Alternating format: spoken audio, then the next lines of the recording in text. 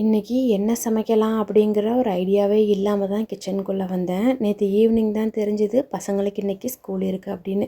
ஆக்சுவலாக இன்றைக்கி லீவாக இருக்கும்னு நினச்சி தான் நான் அப்படியே விட்டுட்டேன். ஸ்கூல் இருக்குதுன்னு சொல்லவே அதுவே பெரிய டிசப்பாயின்மெண்ட் ஆகிடுச்சு.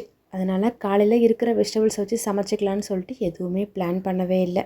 இந்த வீக் வாங்கின வெஜிடபிள்ஸில் பேலன்ஸ் இருந்ததெல்லாம் வச்சு பசங்களுக்கு ஃப்ரைட் ரைஸ் தான் பிளான் பண்ணியிருந்தேன். அப்படியே 2 முட்டையும் இருந்தது. எக் ஃப்ரைட் ரைஸாக மாற்றி பசங்களுக்கு எடுத்து வச்சிட்டேன்.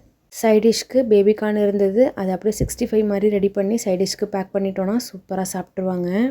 இன்றைக்கி மார்னிங் பிரேக்ஃபாஸ்ட்டுக்கு ரொம்பவே சிம்பிள் தான். இட்லி மாவு எல்லாம் தேர்ந்துருச்சு. ஸோ சேமியா இருந்தது. அதை பாயில் பண்ணி அது கூட நாட்டு சர்க்கரையும் பாலும் மிக்ஸ் பண்ணி பசங்களுக்கு சாப்பிட கொடுத்தாச்சு.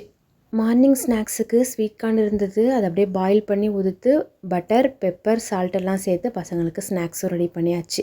ஈவினிங் ஸ்நாக்ஸுக்கு சிம்பிளாக வீட்டில் இருந்த பிஸ்கட்டே வச்சு பேக் பண்ணிட்டேன். எப்படியோ யோசித்து எல்லா வேலையும் முடித்து பசங்களையும் ஸ்கூலுக்கு அமுச்சு விட்டாச்சு. இந்த வீடியோ பிடிச்சிருந்ததுன்னா வீடியோக்கு ஒரு லைக் பண்ணிக்கோங்க. இந்த மாதிரி டெய்லி ரொட்டீன்ஸ் பிடிக்கும்னா மறக்காமல் நம்ம சேனலையும் சப்ஸ்கிரைப் பண்ணி வச்சுக்கோங்க. அடுத்த ஒரு ஷார்ட்ஸில் பார்க்கலாம்.